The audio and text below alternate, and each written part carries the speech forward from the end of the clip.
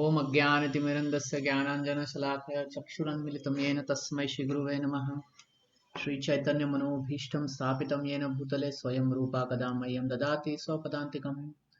वन्देऽहं श्रीगुरोः शिवतापदकमलं श्रीगुरून् वैष्णवांश श्रीरूपं साग्रजातं सहगण रघुनाथान्वितं तं सजीवं साद्वैतं सावधूतं परिजनसहितं कृष्णचैतन्यदेवं श्रीराधाकृष्णपदान् सहगण ललिता श्रीविशाखान्वितांश्च।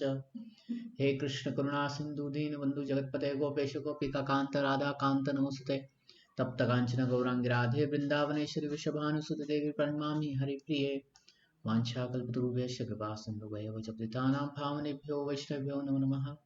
जय श्री कृष्ण चैतन्य प्रभु नित्यानंद श्री अद्वैत गदाधर शिवासादि गौरभक्तवृंद। हरे कृष्ण कृष्ण कृष्ण हरे हरे, हरे Ram Ram Ram Hare Hare. So welcome everyone to IBC Siksha. We'll continue from reading Bhagavad Gita 14th chapter. We are on verse number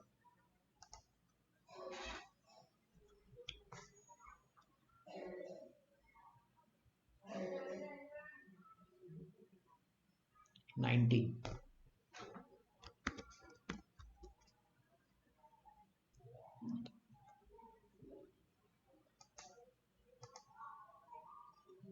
Yes.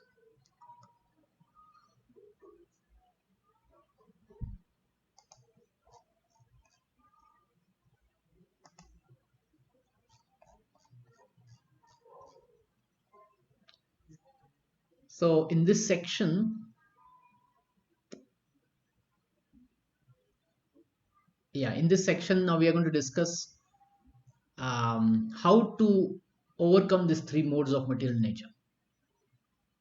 So we discussed that the three modes of material nature can influence us, and we discussed these three examples: Ravana, Kumbhakarna, Vibhishan. And persons in the same family can act differently depending on which mode is influencing them, which mode is forcing them. Okay, so now the question is, do we want the modes or not? Do we want these modes or not? Well, we want to be in a mode of goodness. We want to be in mode of goodness, but even we want to transcend this mode of goodness. Why we want to transcend the mode of goodness? Because here one will feel that he is very superior, and he may neglect spiritual life also. He'll think, oh, I am very peaceful, so now why I need to be in spiritual life? So that can happen in mode of goodness. Philosophers, scientists, they may conclude that. Mode of passion, mode of ignorance is misery and madness. It will get us down to animal life and new life in the Swargaloka. Mode of goodness will elevate us. And so point is now how to get out of the control of three modes. Okay.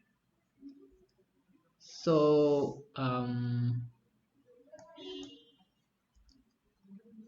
okay, can someone read the translation?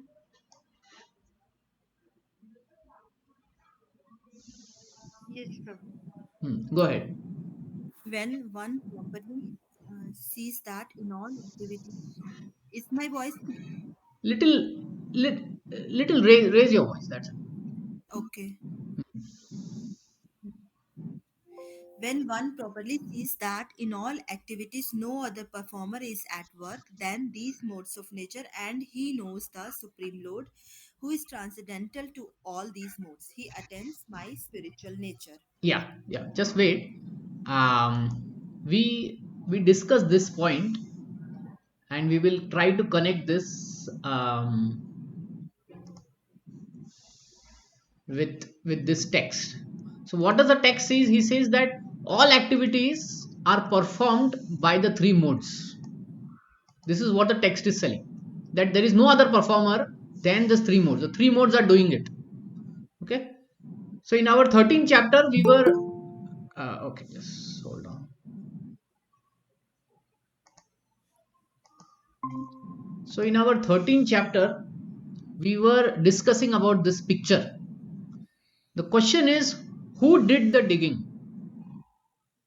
And what was our conclusion? Can you tell me what was our conclusion? Who did this digging of the hole here? We have excavator, we have operator. Who is doing the actual digging? Operator, driver. See, the operator, did he dig it from his own hands? No, right?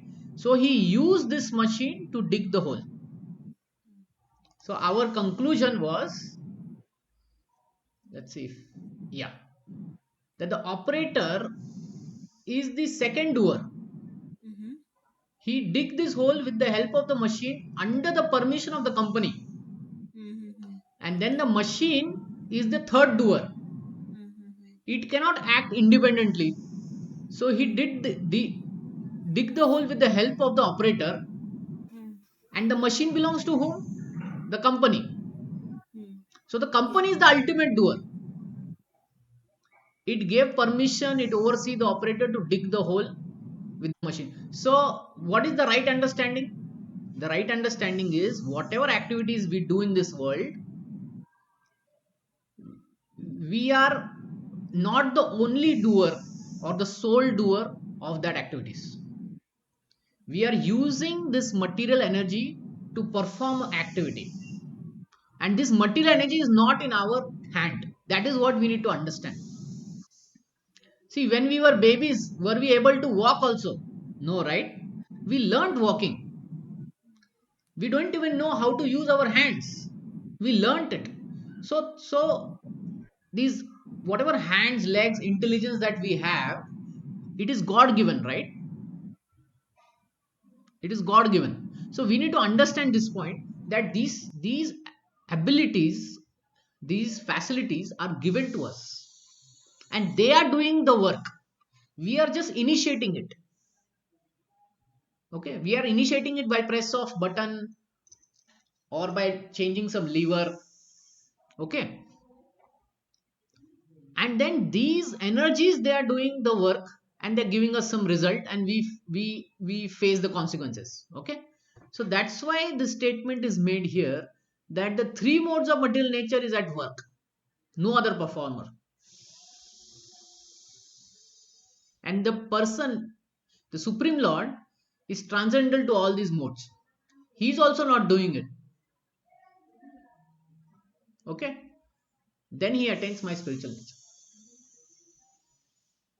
Does this understand? Yes.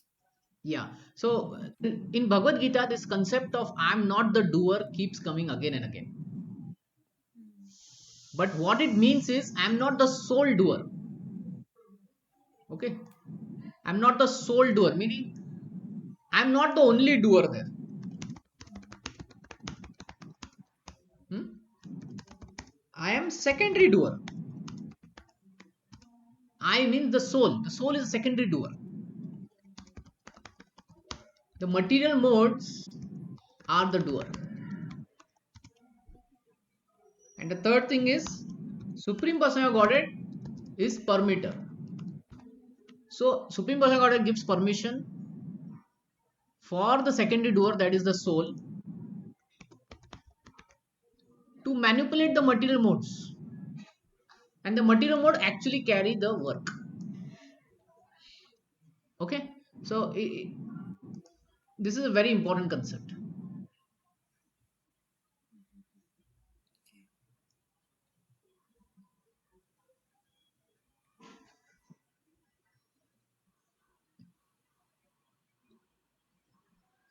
Okay. Can someone read from this section, highlighted one? Yes. Okay, just Actually, wait, just wait. so it does actually, Prabhu. So does it mean that whatever activities we all are doing, we are all doing by the material modes of nature, and those modes are also being driven by some higher authority? Higher authority means the supreme lord, Paramatma Supreme. or Krishna. See But this. but huh? Yeah. sometimes no, our life, like sometimes we activities we do, we are forced to do because of outside, we will say that we are not directly connected to the supreme lord, right? We are connected to some higher authority, like if we talk about in our office and all. So those authorities are also driven by these modes, Yeah, yeah. which Everybody, make. everyone. So it works this way that in every body, right? In every body there is Paramatma, Mhm. right? In every body there is Paramatma. In every body there is soul and the body itself. And what is the body? It's a machine, right? The Mhm. body is the machine, right? The eyes are Yes. the camera, the bones and everything is like the pneumatic. The heart is a pump, legs are like the tire, liver is purifier or radiator, the lungs. So we are in a machine, right? This is what Bhagavad Gita teaches, that we are soul, Atma, and we are sitting in this yantra rudhani maya, meaning this is a human body is a machine and we are driving this machine. Now who gave us the machine? Who gave us the machine? If I ask you this Ultimately, question, does this machine ultimately, belong to us? no, no, no. Ultimately, we got this body by the permission of God only. Yeah. See, this is what Bhagavad Gita teaches, that God gives us this machine and then He allows us to use this machine. So, if somebody is doing some work like digging, like talking, the machine is doing the work actually, and the operator is simply initiating it, right? If you give a print command on the laptop, the printer is doing the printing. You will tell I did the printing, but did you really did the printing? No, right? The printer is doing the printing, but the printer is just a machine. Who told the machine to do the printing? You. So therefore you can say I told the printer to do the machine, to print the machine, right? Sorry, to print the job. You understanding? Yes, yes, Yeah. So this understanding helps us in what? If we get this understanding that I am separate from my work, I am separate from this body, and I am just part. I'm not the sole doer. So what is the advantage you get from this kind of concept?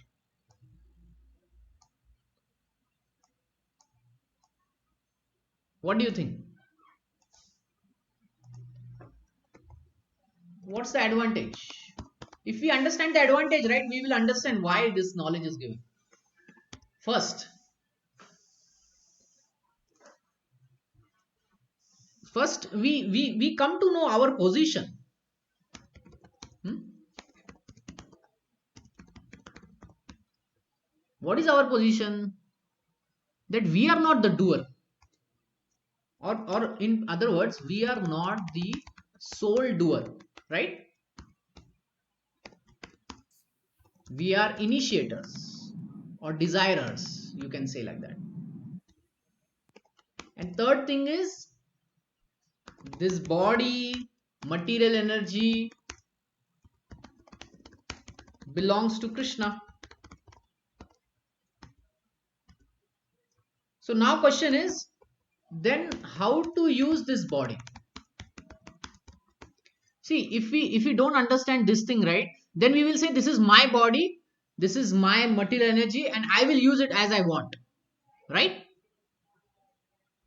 And if we yes. try to use it as we want, like let's say a company sends you to some other city and then you get a rented car over there. Mhm. Now you can use the car for two purposes. One purpose is you go to the customer, do your business over there, talk with the customer, whatever deal, and then come back to your hotel, right?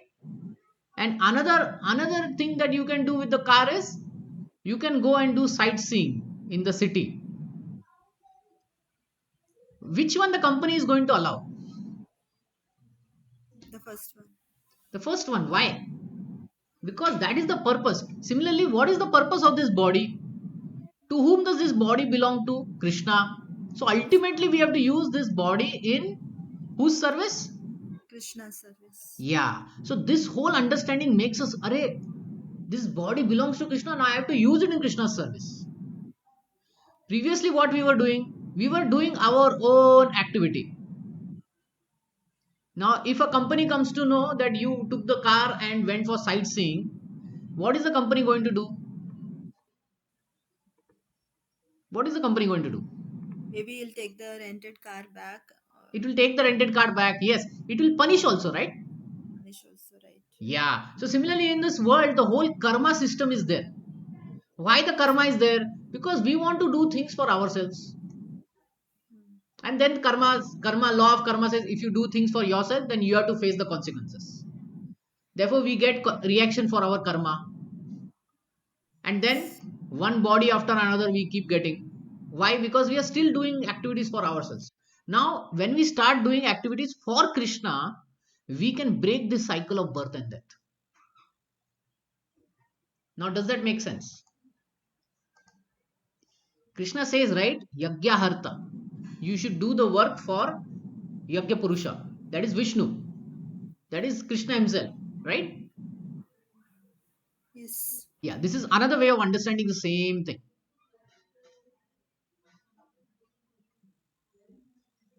Okay? Does this help?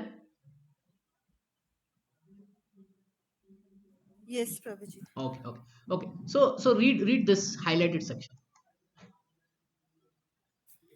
Actually, the living entity is not the performer of different activities. He is forced to act because he is situated in a particular type of body, conducted by some particular mode of material nature. Unless one has the help of spiritual authority, he cannot understand in what position he is actually situated. With the association of a bona fide spiritual master, he can see his real position, and by such an understanding, he can become fixed in full Krishna consciousness. Yeah. So now the question is, okay, I come to know that this body belongs to Krishna, this material energy, material world, everything belongs to Krishna. Now, how to use it in Krishna's service? Do we know that? How to use everything in Krishna's service? Do we know how to use it?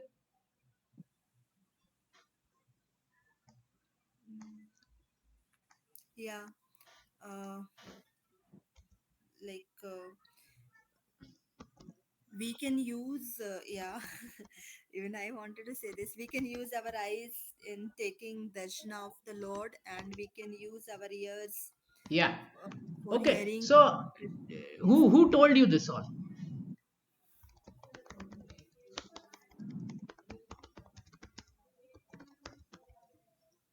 Darshan of deities. Okay, Who yes. who who told? Who told you this all? This by reading Bhagavad Gita.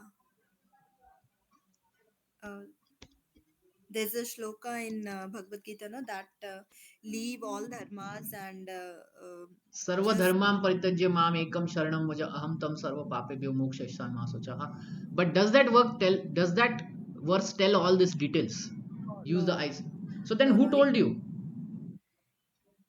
Yeah, I have heard in the lectures, Prabhuji, that we should Okay, use yeah, our senses in the service of Krishna, like right. eyes, ears, tongue, everything we should, yes, use in the service of Okay, Krishna. good. So you heard this in a Yes, lecture. So yes, whoever spoke that lecture is the teacher for you, right?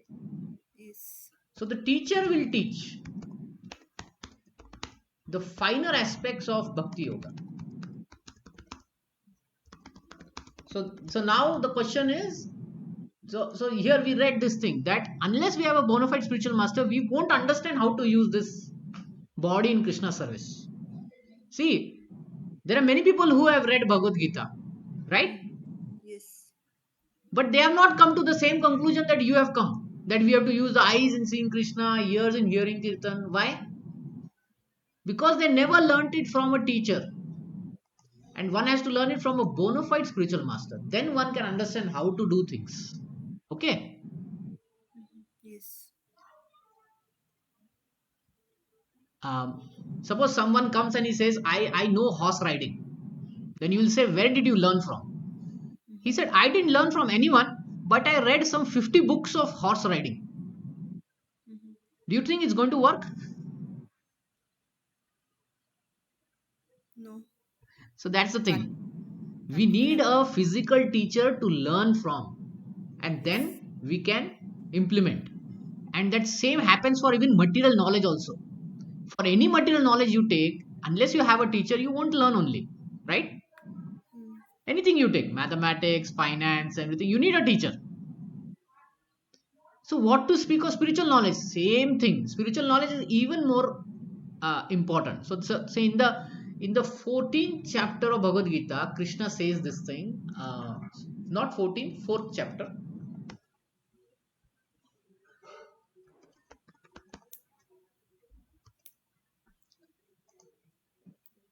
तत्विद्धि प्राणी प्रातेन परिप्रश्नेन सेवया उपदेशयन्ति ते ज्ञानम ज्ञानिनस्तत्त्वदर्शिनः. Just try to learn the truth by approaching a spiritual master, inquire from him submissively, render service unto him. The self-realized soul can impart knowledge into you because they have seen the truth. Okay, so Krishna already told in fourth chapter, you approach spiritual master. Now, my question to you is, did Arjuna approach any spiritual master? Arjuna was, I mean, Krishna was a spiritual master. He cannot have. Yes. So he says that in the second chapter of Bhagavad Gita. Yeah.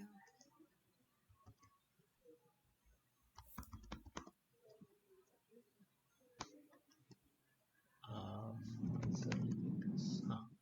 He was confused and he was not able Yes, to. कार्पण्य दोषो उपहत स्वभाव पृच्छामि त्वाम धर्म समूढ़ चेताः यश्रयन सान निशितम भूय तन्मे शिष्यस्ते हम साधि माम प्रपन्नम. Do you know word shishya? Do you know this word Student. shishya? What does shishya means? Student. So if somebody says I am your student, what does it mean? Other way around? It means you are my Guru, teacher. teacher. So he's saying this. Now I am your disciple and a soul surrender unto you. Please instruct me. So how did Arjuna also learn Bhagavad Gita? By approaching a spiritual master. And the same thing Prabhupada is saying, that now that we know that there is no other performer other than the three modes, and now we know that Supreme Lord is also not is transcendental to all these three modes. Then how to get out of this? There's some echo. You can mute. So how to get out of this? You have to approach a bona fide spiritual master, and within Bhagavad Gita itself, there is an example of approaching a bona fide spiritual master. Indeed, Bhagavad Gita starts with this. First, you go approach a bona fide spiritual, then you get the whole knowledge. So this is a very important point. Any questions on this? No, Prabhuji. Okay. So let's go ahead and read. Someone read text number 20 translation. Can I read, Prabhuji? Yeah, go ahead. Text 20 translation. When an embodied being is able to transcend these three modes associated with the material body, he can become free from birth, death, old age, and their distresses, and can enjoy nectar even in this life. Okay. So I just want to open the verse for it.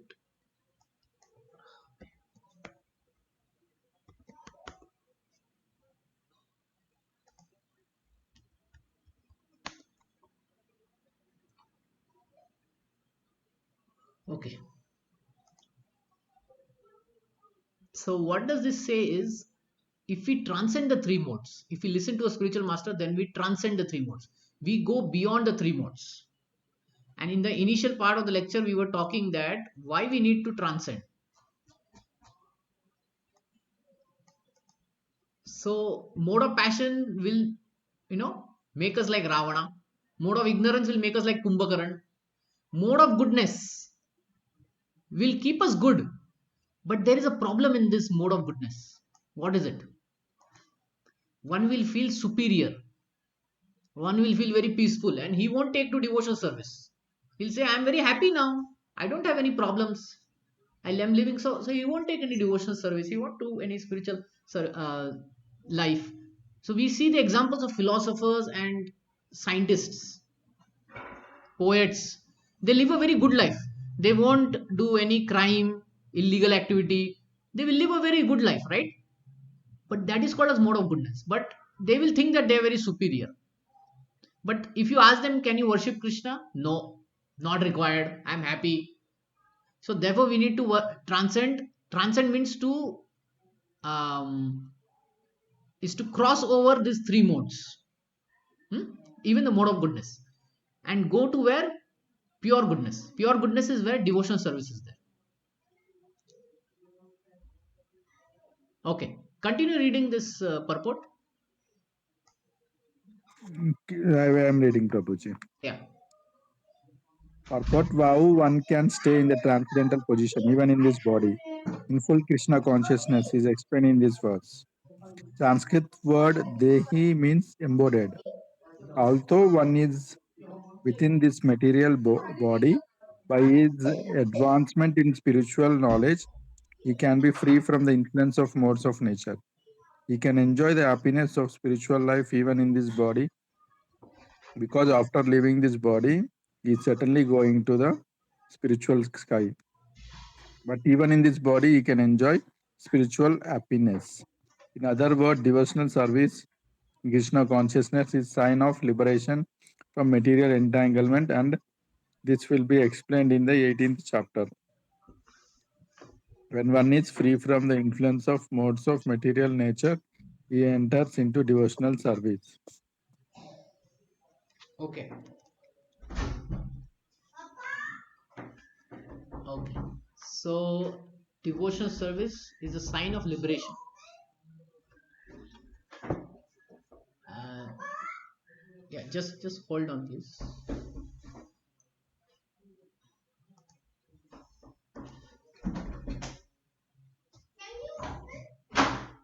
I went, I'm in a meeting. Okay, you're in a meeting. I know you're in a meeting, but there's Avan and Surya coming by. I'm saying.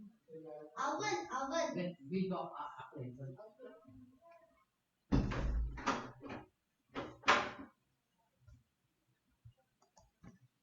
Yeah. So devotional service transcends us in, into pure goodness. Is what is this saying? So when we perform devotional service, do we get spiritual happiness? Yes or no? Yes, Prabhuji. What kind of happiness we get? We get satisfaction of heart, Prabhuji. Yeah. So by what activity do you get satisfaction? If I ask you this. Generally, whenever Sunday program will attend, Prabhuji, Mangalarati, after that Bhagavad Gita class, after that Prasadam, and also Kirtan will be there. Right. Right. When we do kirtan, we get spiritual happiness. Okay. That happiness is not on the material platform. See, happiness on the material platform will be satisfying the body. Like you eat gulab jamun, then it will satisfy the body. You hear some good music, it will satisfy the ears, right? But spiritual satisfaction will satisfy the heart, the soul.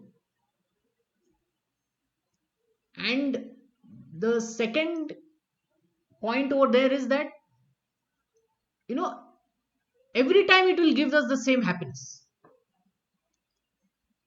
We are chanting Hare Krishna and we will continue chanting Hare Krishna. After 5 years, 10 years, 20 years. But the same Hare Krishna can give us the same spiritual happiness, right? But in the material world, same things don't give us the happiness. Okay? We can take example of gulab jamun. If we eat one gulab jamun, two gulab jamun, three gulab jamun like this, we go on eating and 20 gulab jamuns we eat.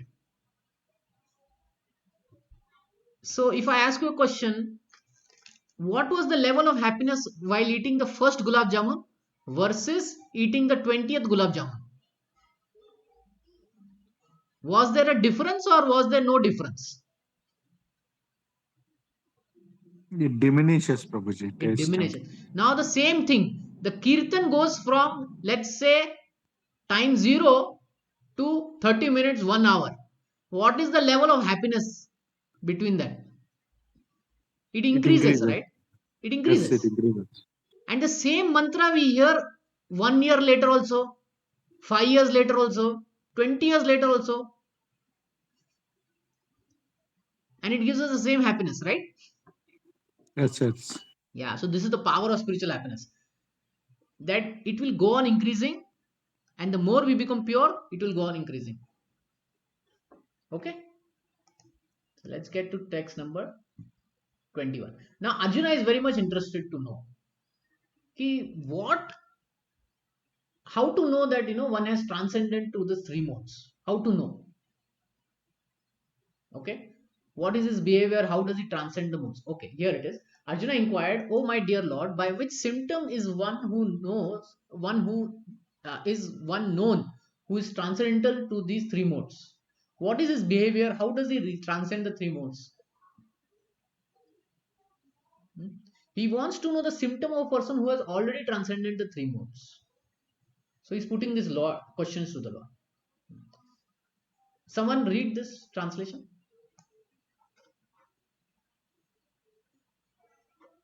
I'll read Prabhuji. Go ahead. Go ahead. Yeah. Yeah, the Supreme Personality of Godhead said, O son of Pandu, he who does not hate illumination, attachment, and delusion when they are present or long for them when they disappear, who is unwavering and undisturbed through all these reactions of the material qualities, remaining neutral and transcendental, knowing that the modes alone are active, who is situated in the self and regards alike happiness and distress, who looks upon a lump of earth, a stone, and a piece of gold with an equal eye, who is equal towards the desirable and undesirable, who is steady, situated equally well in praise and blame, honor and dishonor, who treats alike both friend and enemy, and who has renounced all material activities. Such a person is said to have transcended the modes of nature. Yeah. So if you see, Krishna is saying, what are the symptoms of one who has transcended the three modes? One is that he does not hate illumination, attachment, and delusion. See, these are problematic things, right? He's not hating it. Neither he longs for them. Okay, he's not even attached. Hmm? He's kind of detached. Second is, who is unwavering, undisturbed to the reactions of the material qualities. There are many things happening around in this world, right? There was COVID for 2 years. So much of disturbance was there. So such a person would not be would not be disturbed by all these things. Remaining neutral and transcendental, knowing that the modes alone are active, who is situated in the self, regards alike happiness and distress. So see, in our life there comes happiness and there comes distress also, right? We don't invite anybody. We don't invite happiness, neither we invite distress. They come to us. Yes. Yeah. Right. Did we invite any happiness in our life? No, right? It just came to us. And same thing, distress also. Did we invite a distress? Okay, from tomorrow I'll be in distress. No, it just comes to us. So a One person, shloka is there, Prabhuji, what? regarding Sorry. this. 2.14. Sukha Dukkha Pasastu Kaunteya. One shloka is there. Okay, we'll go there. 2/14. Matra sparshas tu kontayo Mata Sparshasta Shitoshna shitosna Sukha sukha Dukkha. dukkhada agama payino Agamata. nityas tam titiksho bharata. So yes, so Krishna is saying the same thing, that happiness and distress will come. But what we have to do? Tatikshva. Tatikshva means tolerate. We have to tolerate without being disturbed. And in this verse, what is saying? One who tolerates happiness and distress. See, generally happiness comes, do we tolerate it? No, right? We get carried away with it. Don't we get carried away with it? We enjoy, we celebrate, we have parties. And when distress comes, do we do we celebrate it? No. We are in most difficult situation, right? Whenever distress comes.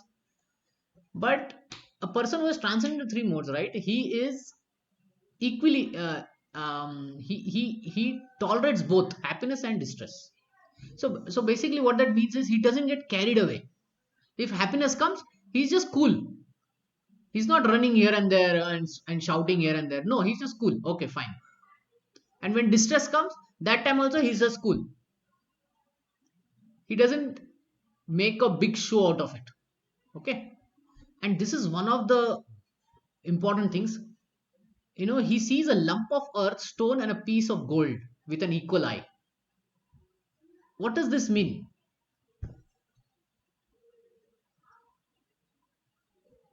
No anchoring for material No, things. see, there is earth, there is stone, and there is piece of gold. Now, if I tell you to see it equal eye, what will be the action? We should do not be greedy. So basically, he will see the gold also as lump of earth, right? That's But then let me ask you a question: Does if a dog sees earth, stone, and a piece of gold, what he is going to do? used to throw maybe. No, no, he won't do anything. For him, gold is also stone only, right? Okay, okay. So does a dog has an equal eye? According to this definition, does a dog has an equal eye? No, Why? Why do you think this doesn't apply to a dog or an animal? Because they are looking at the three things the same way only. Because they are in mode of ignorance. They're not aware of. Yeah. So what is the real meaning of this? The real meaning of this is a piece of gold, right? A person who's transcended three modes, he won't think this gold belongs to me. He will give this gold back to whom it belongs to.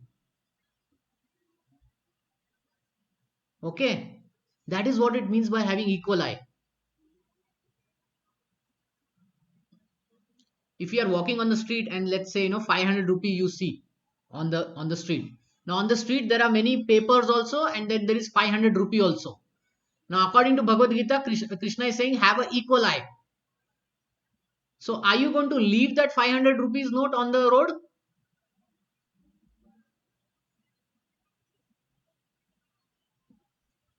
Are you going to leave that 500 rupees on the note on the road? Prabhuji, some people, if they find 500 rupee note on the road, Ah. No, no, what generally they will you are going to do? take What? it Ah. and put it in some undi. Okay, okay, okay. So this is what Krishna is saying. The equal eye means to whom it belongs to, you go and give it back. But don't think this belongs to me. Okay. So one a person who has transcended three modes.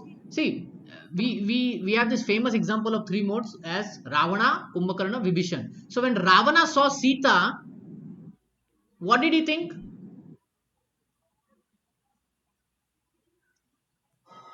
See, two people saw Sita. Ravana saw Sita and Hanuman also saw Sita. But when Ravana saw Sita, what did he think? Did he had the equal eye?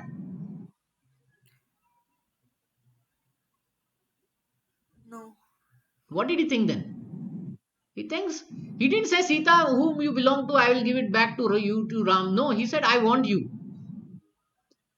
Now when Hanuman saw Sita, what did he think?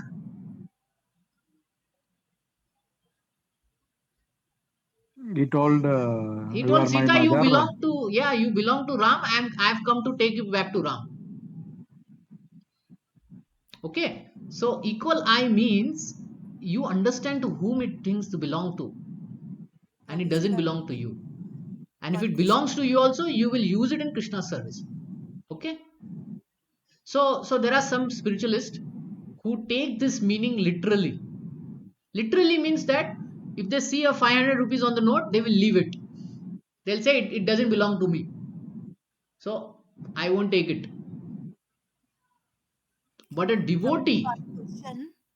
yeah, Suppose you are taking an example of 500 rupees note. Suppose if we see and we do not take any action of returning it back to the person whom it belongs, suppose we leave it there itself, right. so is that right, or is that we are ignoring it? Yeah, we are ignoring it. That is the right understanding. So we should see to whom it belongs to.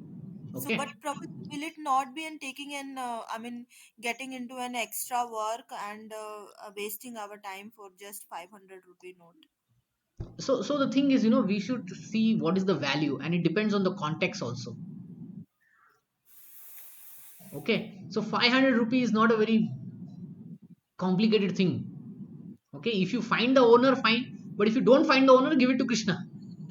Just like Prabhuji was saying, right? But it is like why to take an additional responsibility of I mean, suppose if we are going on a road, if we So find something unattended, why to go into this stuff and taking an okay, additional? okay.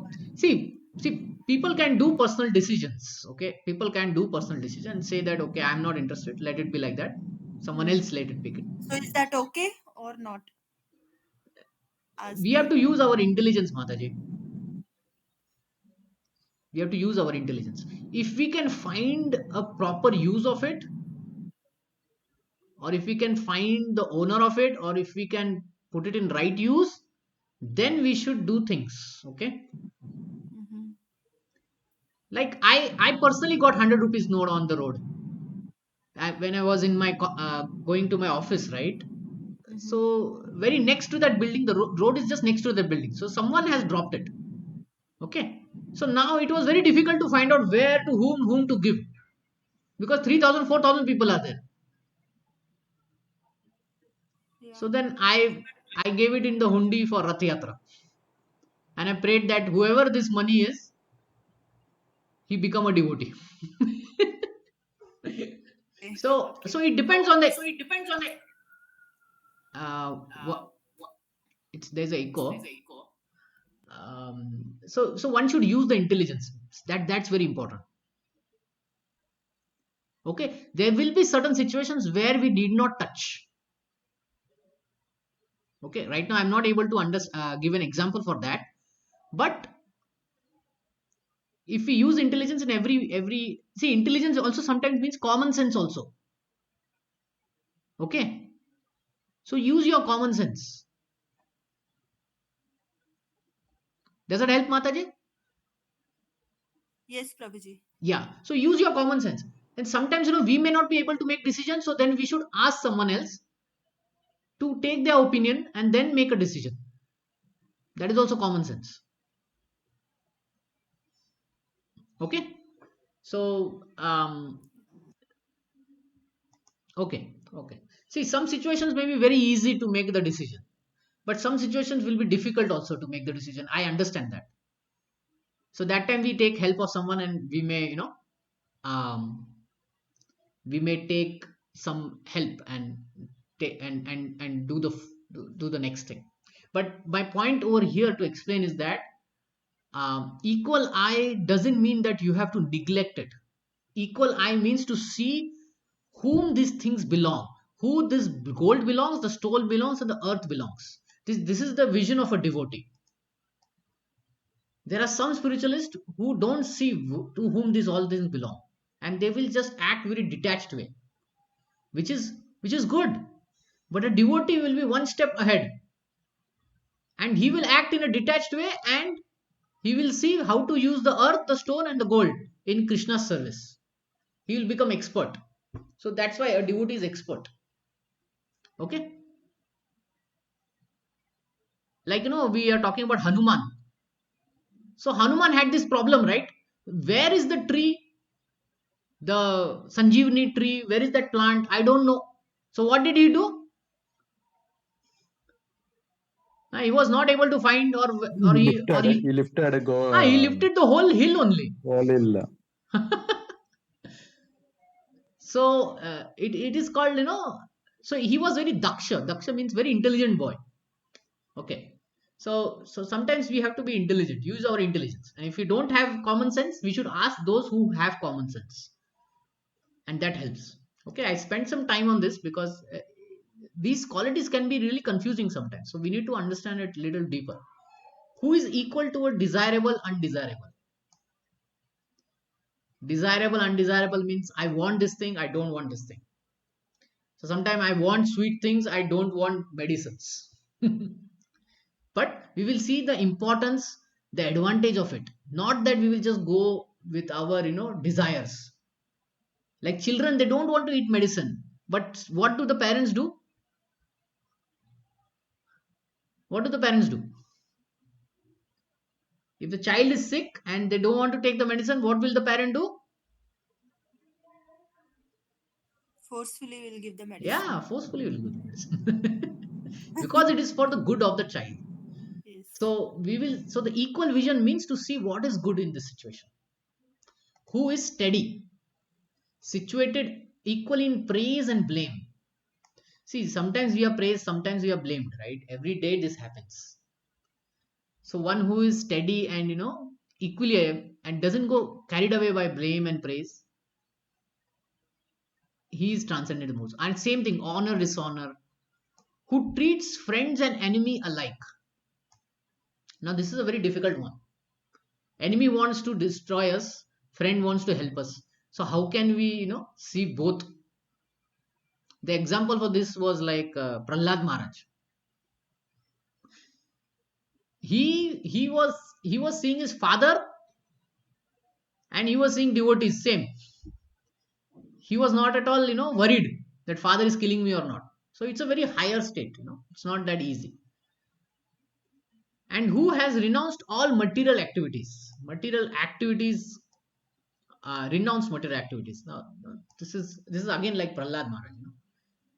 He was not even eating or something. He was completely in meditation.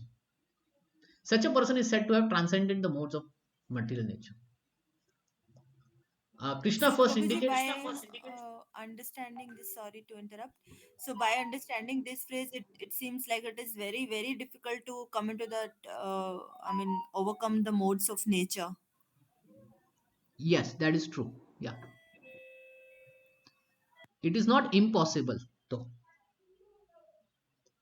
and the reason for it is in given in the some even this verse. One who engages in full devotional service, unfailing in all circumstances, at once transcends the modes of material nature. So what does this mean is that if we do devotional service, then we automatically transcend the modes of material nature. We come to the level of Brahman. So the answer for that is that we have to do devotional service. Then we will get these qualities. Then we'll get these qualities. See, we discussed about Hanuman, we discussed about Prahlad Maharaj, right? These are devotees, and they were able to, transcend these three modes. Okay, it is difficult but not impossible, and it is possible for one who takes to bhakti. That is the answer.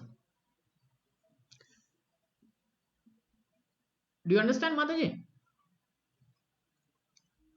Yes, yes, Prabhuji. Yeah. So at this point, you will theoretically understand, but when you practice more and more, then you will also start getting all these qualities. Devotees get these qualities actually. They become neutral. Whether praise or blame, they are not carried away by it, even with happiness and distress. Okay. So that's the change of heart that is taking place in a Prabhuji, devotee. yes, yeah, but all are okay, but renouncing material activities, how it is possible? Yeah. So good question, Mataji. Renouncing material activities, what does that mean to you?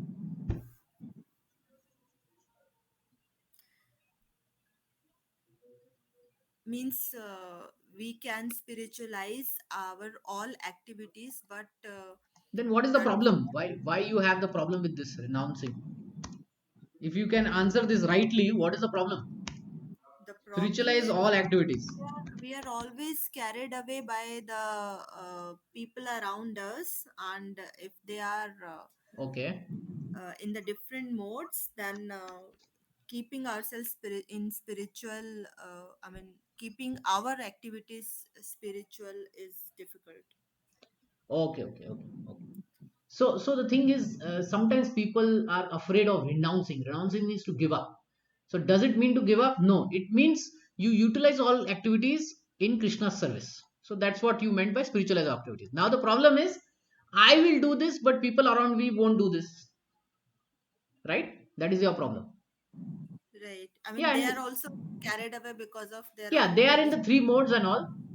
Yeah. So yes. So then this is not just the one quality, but others also there. Unwavering, undisturbed, Yes.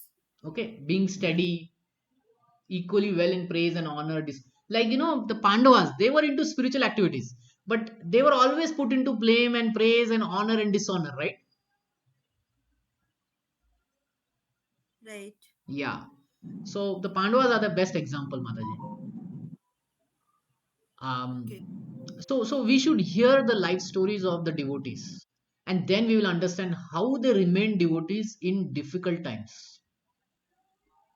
Okay, Okay. Prabhuji. So right now we are reading Bhagavad Gita, which doesn't have any story inside it, but it Got gives it. pointers to stories of the devotees. Yes. Okay. Hmm? So that's why the stories of devotees, the stories of Krishna, they help us to understand how these qualities will come in us. But the key is that we should perform devotion service. And within devotion service, there is Shravanam, Kirtanam, Vishnu, and Smaranam. So Shravanam means hearing. And hearing means hearing about Krishna, his devotees, paraphernalia, his glories, his pastimes, everything. Okay? Yes. Okay, Prabhuji. Yeah, so it is a gradual process, Mataji. It's a gradual process to acquire all these qualities, Okay. Okay. yeah, but it starts with devotional service. We don't have to do anything separate.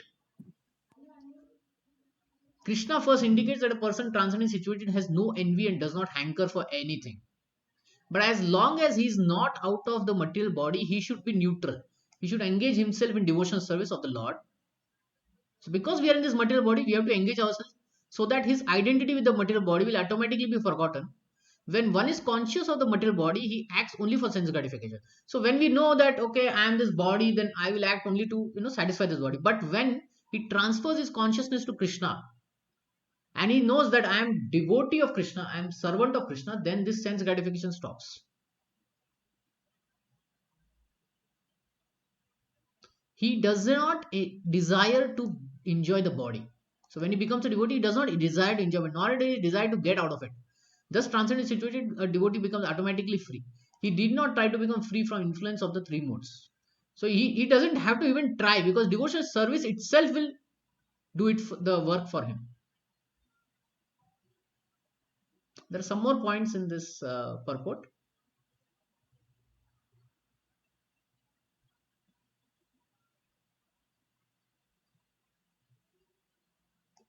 Should read, Prabhuji. Yeah, read this highlighted part.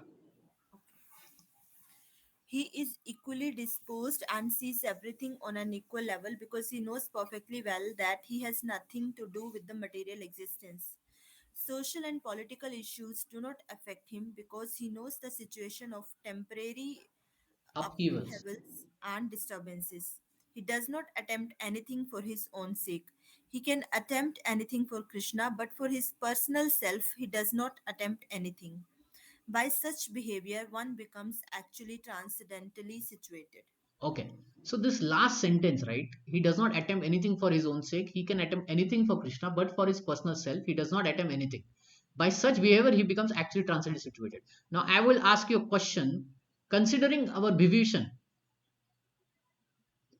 how does he satisfy this one line? Can you tell me? How did Vibhishan satisfy this one line? Indeed, he transcended the mode of goodness and he went to pure goodness because he became a devotee, right? So, so my question to you is, how do you How do you prove this sentence in terms with Vibhishan? Can you give me example of Vibhishan? How did he prove this?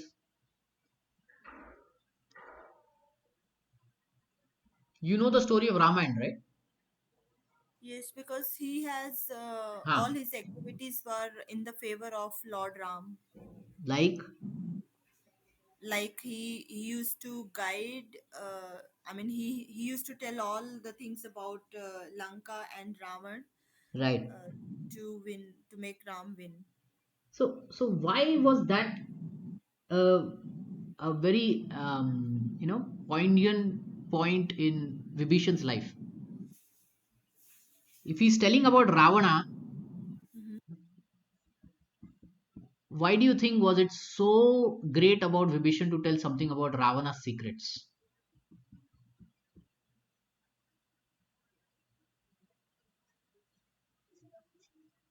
What was Vibhishan's relationship with Ravana?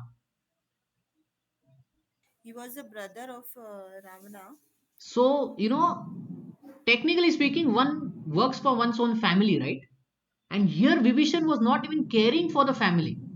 Yeah, because Ravana was on the wrong side, demonic qualities, and Yes, yeah, that is he was there.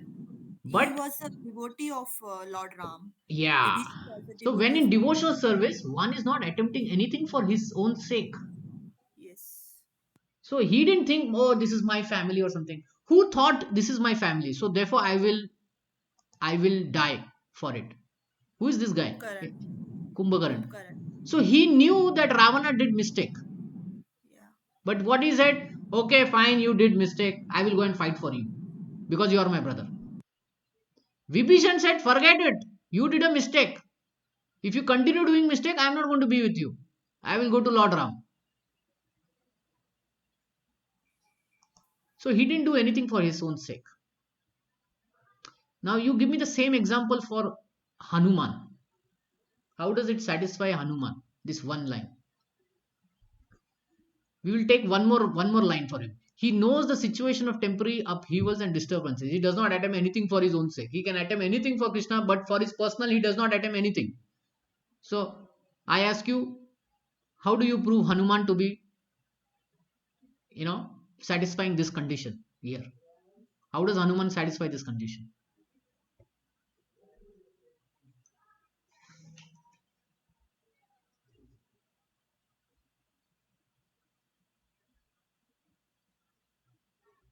It's very simple, na? He's so many pastimes are there. So he he burned the whole Lanka, right? At that point, his tail was on fire. So you take any monkey and if you put fire on their tail, what will happen to that monkey? It cannot sit and stand at one place, right? But what did Hanuman do? He didn't care whether his tail is on fire or not. He used that opportunity to burn the whole Lanka. So for his own sake, he was not doing. He got angry on Ravana, and for Ram's case, he burned the whole Lanka. He brought the Sanjeevani. He fought for Lord Ram, not for his own selfish motive, but to do service to Lord Ram. Okay. So in that way, when one does devotion service, he becomes actually transcendentally situated. Now, like this, we can go to every devotee of Krishna, and we will find they will satisfy this condition. Okay, Mataji? yes, Prabhuji. Yeah. So yeah. Okay. So we have two more verses. Let's finish it off. Can someone read this? Can I read, Prabhuji? Yeah, go ahead. Go ahead. Translation. When who engages in full devotional service, unfailing in all circumstances, at once transcends mode of material nature, and thus comes to the level of Brahman. Yeah. So this is the verse which tells that you take to devotional service, you transcend the modes, you will transcend the modes automatically. You will come to the level of Brahman. Brahman means spiritual level. Brahman means what, Prabhuji? Brahman means spiritual level. On the level Spiritual of level. spirit. Okay. On the level of spirit. Okay. On the level Okay. of spirit, right? One is one will get spiritual happiness, basically. न सोचति न कांक्षति ब्रह्म भूयाय ब्रह्म भूत प्रसन्न आत्मा न सोचति न कांक्षति. This will run in 18th chapter, and devotion service does this automatically for us. Okay, read the purport. This verse is a reply to the Arjuna's third question. What is the means of attaining to the transcendental position? As explained before, the material world is acting under the spell of the modes of material nature. One should be not be disturbed by activities of modes of nature. Instead of putting his consciousness into such activities, he may transfer his consciousness to the Krishna activities. Krishna activities are known as Bhakti Yoga, always acting for Krishna. This includes not only Krishna but his different plenary expansions such as Rama and Narayana. He has innumerable expansions. One who is engaged in service of any of the forms of Krishna or of his plenary expansion is considered to be transcendentally situated. One should also note that all the forms Krishna are fully transcendental, blissful, full of knowledge and eternal. Such personality of Godhead are omnipresent and omniscient, and they possess all the transcendental qualities. So, if one engages himself in service of Krishna or his plenary expansion with unfailing determination, although these modes of material nature are very difficult to overcome, one can overcome them easily. This has also been explained in the 17th Seventh. chapter, 7th chapter. One who surrenders unto Krishna at once surmounts the influence of modes of material nature. To be in Krishna consciousness or in a devotional service means to acquire equality with Krishna. The Lord says that his nature is eternal, blissful, full of knowledge, and living entities are parts and parcels of Supreme, as the gold particles are the part of gold mine. Sorry, yeah, go ahead. Those living entity in this spiritual position is as good as a gold, good as Krishna in quality. The difference of individuality continues, otherwise there would be no question of Bhakti Yoga. Bhakti Yoga means that the Lord is there, devotee is there, and activities of exchange of love between Lord and devotee is there. Therefore, individuality of two persons is present in the spiritual personality of a Godhead and the individual person. Otherwise, there would be no meaning to Bhakti Yoga.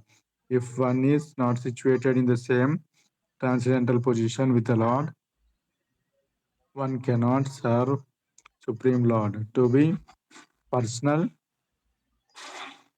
Assistant. to be personal assistant to the king, one must acquire the qualification. Thus, the qualification is to become Brahman or free from all material contamination. It is said in the Vedic literature, Brahmaiva Brahmanaiva, san Brahmapi Brahmaiva iti. san, Brahmaiva san, Brahmapi iti. One can attain the supreme Brahman by becoming Brahman. This means that one must qualitatively become one with Brahman. By attainment of Brahman, one do not lose his eternal Brahman identity as an individual soul. Yeah. So a personal assistant to a king lives like a king, right? There are these personal servants of the prime minister, chief minister. They also live like the chief minister, prime minister, right? They will go with him the same car. They will eat also the same food. They'll get nice facilities, right? Yes, Prabhuji, yes. Yeah. So when we become devotees of Krishna, we get the same quality as Krishna. And because Krishna is Brahman, he is transcendental to the three modes, we also become transcendental to the three modes. So the question previously Maharaji asked was, it's so difficult to transcend the three modes. But when we do devotion service, the power of devotion service is such that it automatically lifts us. Okay, it's like we are in a car, and let's say we want to go from Bangalore to Delhi. Now if we try to walk, how much time is going to take? Maybe 10 days, 15 days, 20 days, 1 month, 2 months, right? By walking. But if we take a car, how much time will it take? Maybe 18 hours, right? So devotional service is like that. It puts you in a situation where, you know, where it just protects you from the three modes. So it is the power of the devotion service which is doing the job for us. Okay,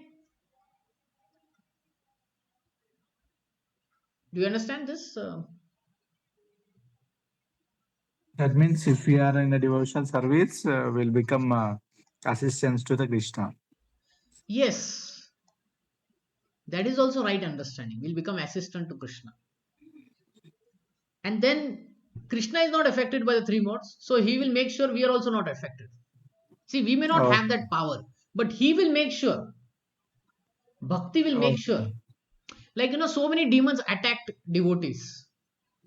Draupadi was insulted, but Krishna came, right? Yes, Pandavas yes. was insulted. The whole 18 days of war happened. Krishna only helped them, right, through the whole war.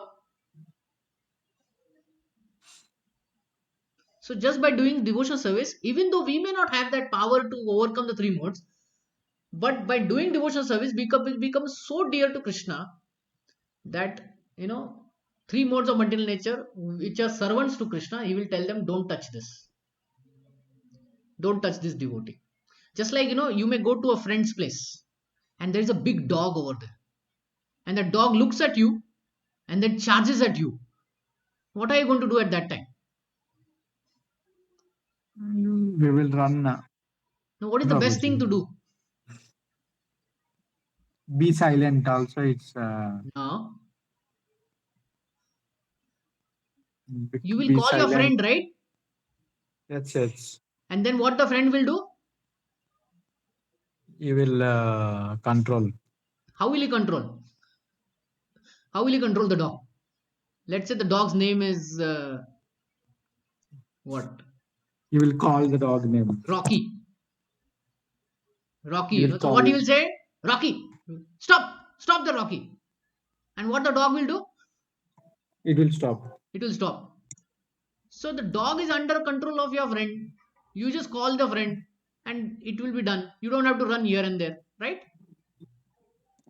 Yes, Prabhuji. So when we become devotee of Krishna, the three modes are servant of Krishna. So Krishna will tell them, hey, don't touch my devotee. And they won't touch. And this is what Krishna is confirming here in Bhagavad Gita. He says those who do devotional service, the three modes won't affect them. Okay. Yeah. So he says, don't worry of it. Don't worry of this. You come to me. Okay. Okay, Prabhuji. Yeah. Now, Krishna talks about Brahman. So, Brahman is a spiritual sky, it is a spiritual effulgence. Okay. So, he says, I am the basis of the spiritual effulgence. This is not separate from me, it comes from me. And the spiritual effulgence is immortal, imperishable, eternal. It doesn't get destroyed, it is spiritual in nature. Here, in this spiritual effulgence, one will get peace. And he says this is the constitutional position of the ultimate happiness.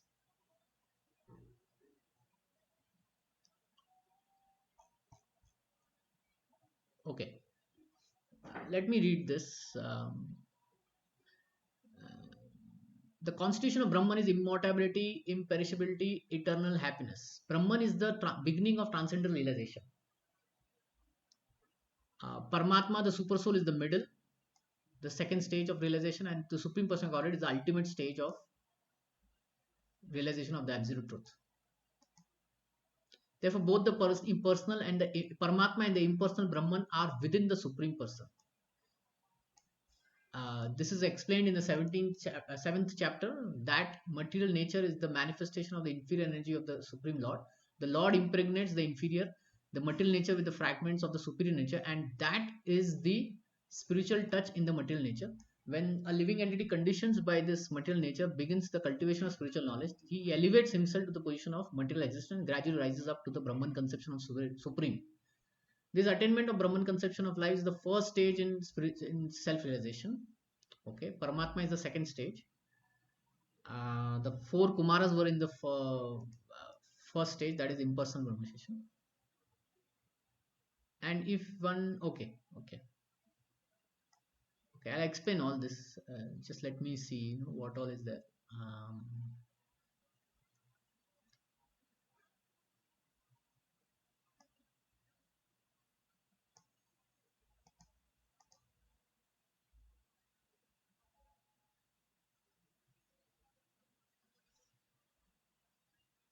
Okay. So here is the concept. See, just like there is sun. Okay, on the sun there is sun god, right? What is there more? Light. Yeah, sun rays are there. Yeah. And there are people on the sun. Modern science is not able to find, but it is like that. Similarly, the Supreme Lord Krishna, he has 3 aspects. Bhagavan, that is person. Then Paramatma, he is spread into every being. And third one is Brahman. This is spiritual effulgence. Paramatma means in every anu it is there. Yeah, That's why it is called yes. Paramanu, right? Paramatma. Paramatma. Yeah, in every body, there is 4-handed form of Krishna. Yeah. So it is there in every body, all over the world. But Krishna is 2-handed form of Krishna, right? So that is Bhagavan. Okay. So he expands into Paramatma, 4-handed form of Vishnu. And then from his body there is a light coming, spiritual light coming, which is called Brahman. Okay. Okay, now some spiritualists merge into this Brahman. Okay. The Atma can merge into this Brahman and they get Om Shanti Shanti Shanti, that is peace. But the problem with this is that uh, after getting peace, we want to do something, right? When we become peaceful, we want to do some activity. So the soul at this point, when it becomes peaceful, it wants to do any activity. It doesn't know what activity it should. So he may fall down back to the material world because he knows only one thing: material world. There is some activity I can do. So he comes back to the material world. Paramatma realization, he sees the 4-handed form of Vishnu in the heart. But again, if he doesn't know what to do with it, he keeps looking at it. And some prayers are said. That's it. But in the Bhagwan aspect, one knows what to do with Krishna, how to serve Krishna. So in the Bhagwan aspect is service to Krishna. It is done in 5 rasas or 5 relationships. One is Shanta relationship. Second is servant relationship, which is called as Dasya. So here we have examples of Hanuman. Third is friendly Sakya. Here we have which example from Bhagavad Gita? Arjuna. Fourth is parental. Yashoda. Yashoda, Devaki, Nanda Maharaj, Vasudeva. Rohini also motherly love only. Yes, No? yes, mother is Morini also. And last one is Madhurya.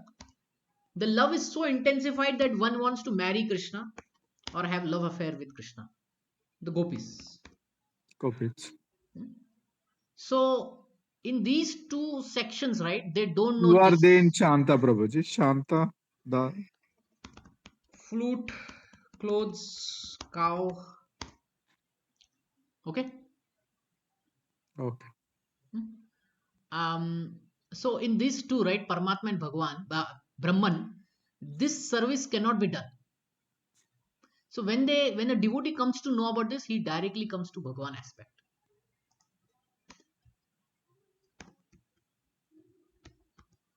Okay. So we are going to discuss this again, in the coming chapters.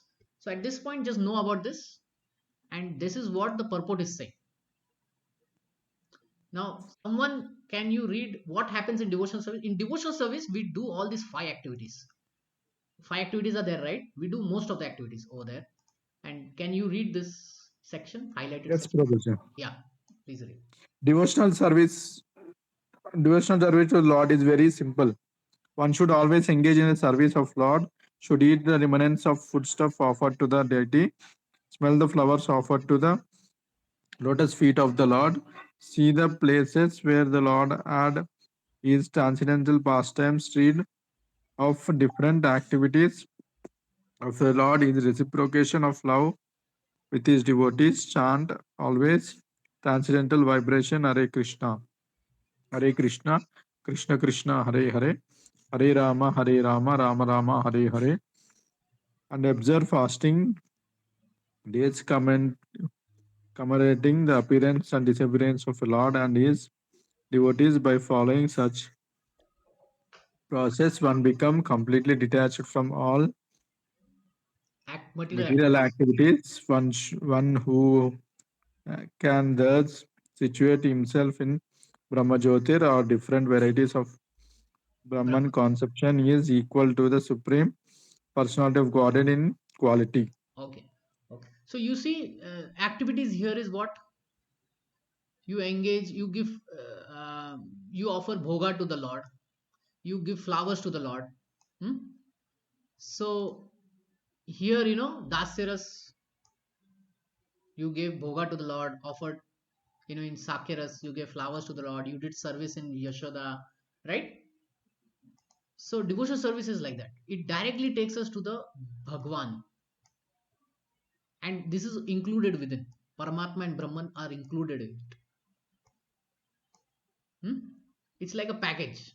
You directly go to the best option, combo package. So this is how you become same as in quality with the Supreme Lord, and the Lord makes sure that the three modes don't touch you. Okay. Okay, okay, Prabhuji. Any last questions, comments? No, Prabhuji, it's clear. No questions No questions, Prabhuji. from anyone?